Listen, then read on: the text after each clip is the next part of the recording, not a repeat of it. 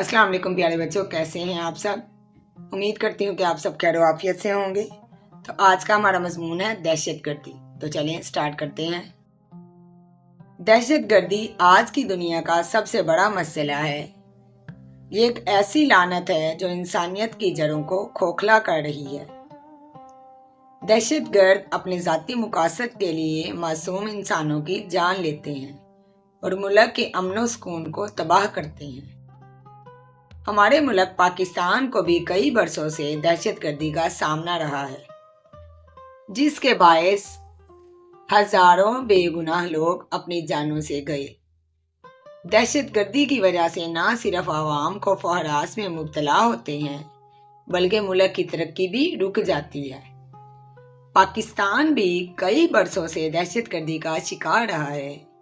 दहशतगर्दी के असल असबाब जहालत, गुर्बत, बेरोजगारी और नाइंसाफी हैं।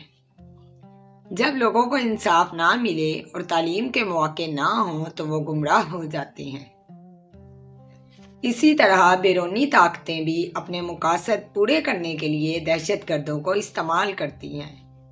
हमें इन तमाम वजूहात को ख़त्म करना होगा। इस लानत से निजात पाने के लिए हमें तालीम को आम करना होगा, ताकि नई नस्ल सही और गलत में फ़र्क कर सके और दहशतगर्दों के खिलाफ सख्त इक़दाम करे। अवाम और अफवाज पाकिस्तान ने दहशतगर्दी के खिलाफ बेशुमार कुर्बानियाँ दी हैं और इन्हीं कुर्बानियों की बदौलत आज मुल्क में अमन कायम हो रहा है। हम सब पर फर्ज है कि दहशतगर्दों के अज़ाइम नाकाम बनाने के लिए मुतहिद रहें।